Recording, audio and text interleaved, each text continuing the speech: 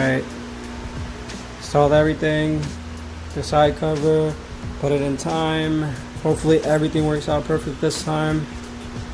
Just getting ready to mount it here on the stand. Let's go. Alright, so I forwarded a lot. Sorry, I just wanted to skip to the fun part. So the engine is finally in. K24 is finally in. It was a lot easier the second time than the first one. I learned, obviously from the first one I learned, but hopefully everything's good. Timing is correct. Everything's in sync, so we can move on to the next step and fire up this baby pretty soon. As you can see, it wasn't easy, but stay tuned for more updates. Make sure to comment, like, hit me up if anything. Peace, guys. Alright, let's went ahead off camera and install the alternator.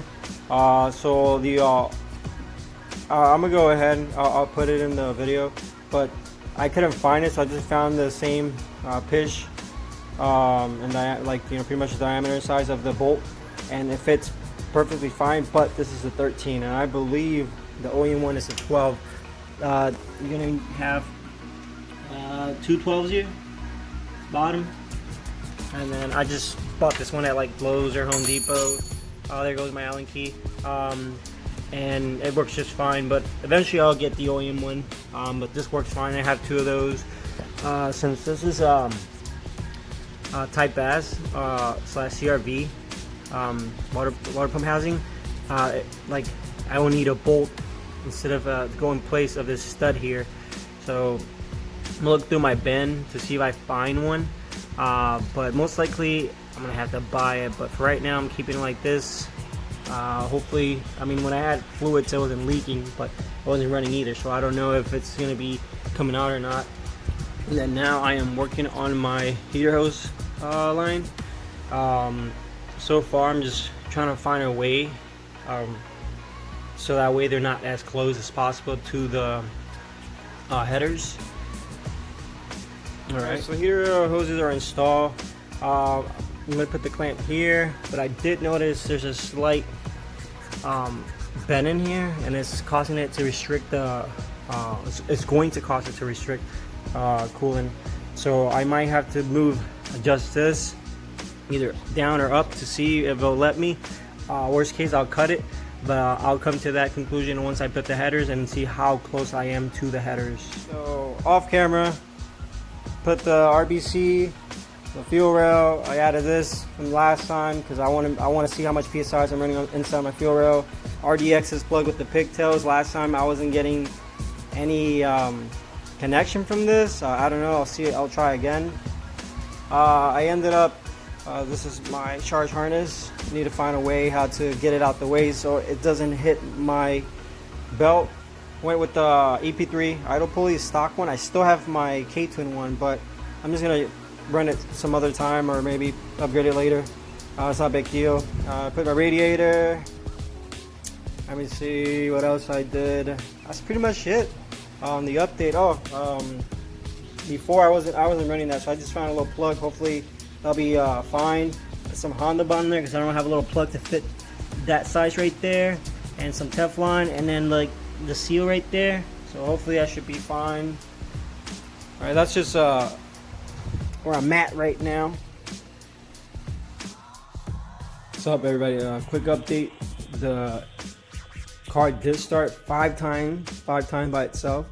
Apparently my battery is reading pretty low on the amps and voltage, so you're gonna go ahead today and you're gonna go to Pep Boys where I got the battery, which I still have my warranty, and you're gonna go ahead and exchange it.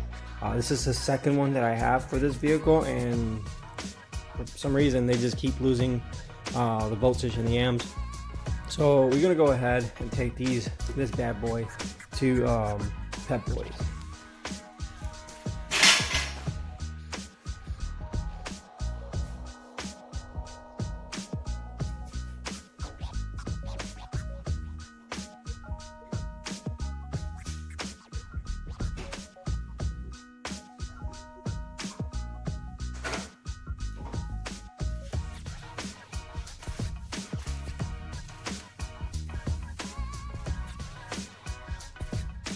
And we are off to Pep Boys.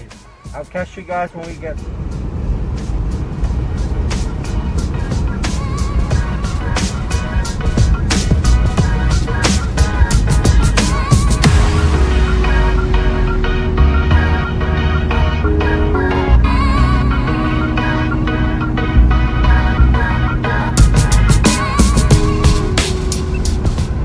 And we're here. We made it. Time to get things done. Boom, it's about an hour later and we're done at Pep Boys. So I got my battery exchanged, got a brand new one. Hopefully this one will last me and won't die. I know the car has been sitting for a year or so, probably more. So now we can start diagnosing the car a little bit more and cranking it up. Another update for you guys, the car did start 5 times. That's great. Did not have to spray any starter fluid or any spray like that. I mean, by that I mean brake fluid, brake spray, sorry, to start the vehicle. So that's a good sign. I'm just working with my buddy Easy Chris. Make sure you guys go ahead and check his channel out and subscribe to him. Great, awesome content. And he's been helping me with my vehicle, and he found out that my battery is really low on amps and voltage, so I went ahead and exchanged it since it's still under warranty. I have maybe less than a year left on it, so if the battery takes a crap, I'm gonna have to go buy a new one. That's just the way how warranties are and how it is. My first battery was defective. Second one just died, I guess from prolonged periods of not using. And now I have a brand new one, so we can start trying to see if the car starts. So I'm about to leave Pep Boys. Thank you guys for everything. Now it's start making our way home.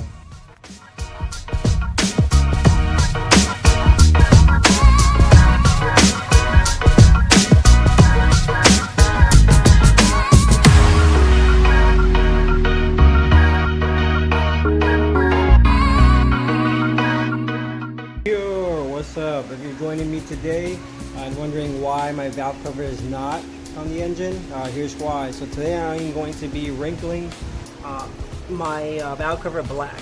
So I got this in AutoZone, and believe it or not, this is the last one, so I think it was meant to be. And then Rust-Oleum aircraft removal, they also had the can, but I was not paying $52 for it. This was actually $17, and I think that's still pricey, but we're going to go ahead and paint the valve cover today. Seems to be running.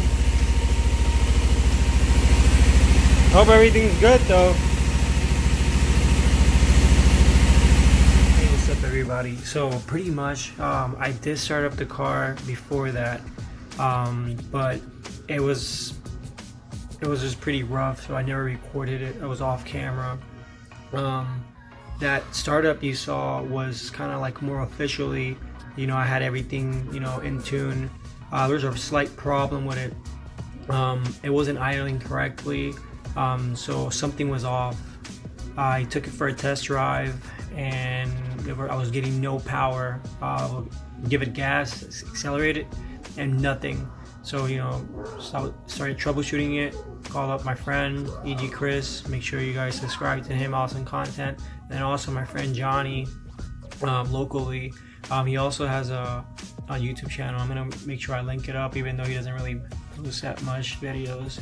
But either way, anyways, I was troubleshooting the heck out of the vehicle. It turned out that my injectors were not, my injector pigtails, were not getting power to the injectors. So I was actually running on one cylinder. So this whole time, I was running on one cylinder. So I connected back the OEM injectors, which are pretty much 310 cc's, same as the RSX, and it fired normally. Started idling correctly. Everything was normal. I'll put a video soon with the car, how it sounds now and stuff like that. But sorry for not recording it, but this is pretty much an update.